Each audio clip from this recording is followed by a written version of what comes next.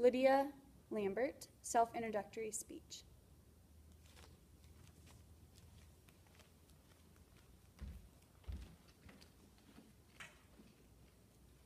My name is Lydia Lambert, and I am going to be a junior at Olivet Nazarene University, and I'm 20 years old. Well, I'll be 20 on June 6th, so in a week. But there are two character traits that I think have defined a lot of my life, and the first one is my fearlessness of failure. Now, I'm not here to talk about myself and all my good traits, but this is one good trait, and then I will also talk about another trait that I have that I think has led to some of the downfall in my life. But the first one is my fearlessness of failure, and I think this began in junior high when I was involved in sports. I wasn't very good in the beginning because I had never really played sports before, and there was a lot of really hard times where I wasn't playing or I wasn't playing well, and a lot of my identity became rooted in how well I played. But as I got into high school, I think a lot of that changed, and I think that through playing and through competing, I realized that there really was no need to be afraid of playing hard. And specifically in basketball, which was my favorite sport, and which I believe I was probably the best at, I started out on the freshman team and played C team and played JV, and really enjoyed that, but I really desired to play varsity, and I wanted to compete, and I wanted to continue to play at a higher level. And so I think right around my sophomore year, I just really gave basketball all that I could give it, and that was involved in practices and in off-season and during the season, and I wasn't really afraid if I failed.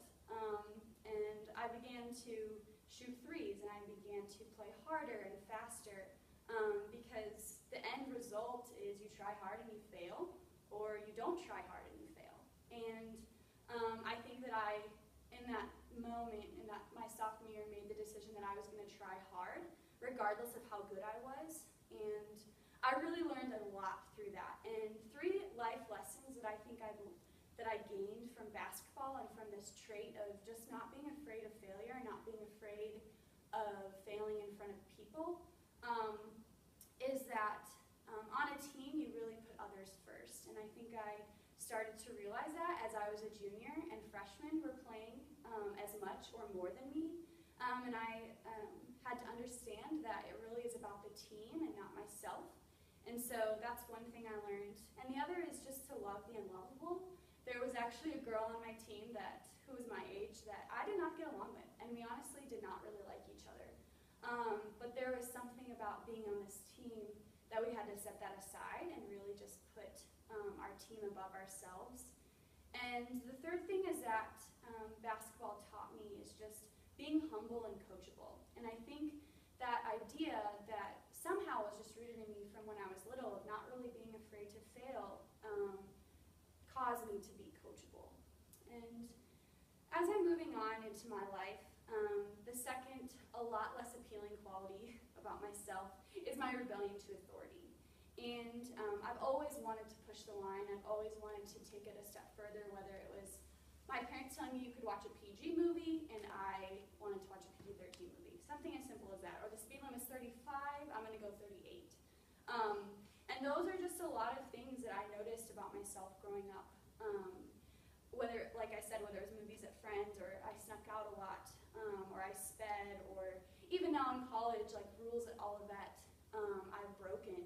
And I think I've had a really disregard for breaking them. Like, it's no big deal. And that has gotten me into a lot of trouble. And I think that as a Christian, that's wrong. And so in college, I became a Christian. And in retrospect, it really seemed like God was slowly working on my heart through my whole life. He was continually patient, loving, and steadfast in his pursuit of me.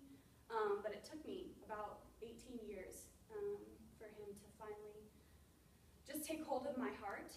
And I think that as much as I would like to say my rebellious nature is gone, it's not. And I'm still rebellious, and I still enjoy the thrill of breaking rules and pushing the line, and things like that. I still am rebellious, and I still break rules.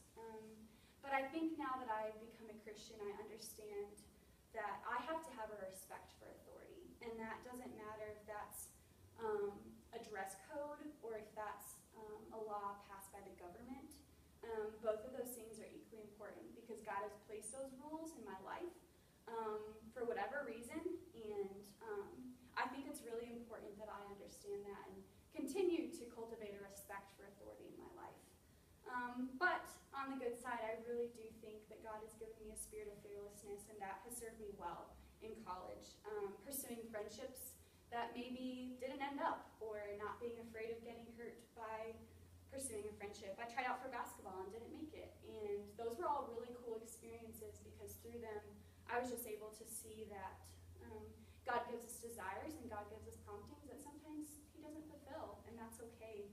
And that's why I think these two character traits, while one of them is a more negative character trait, I think they really defined a lot of who I am today, 20 years removed, and I think that, I hope that I will continue to cultivate the one, and maybe this rebellion to authority will slowly just lessen itself as I get older.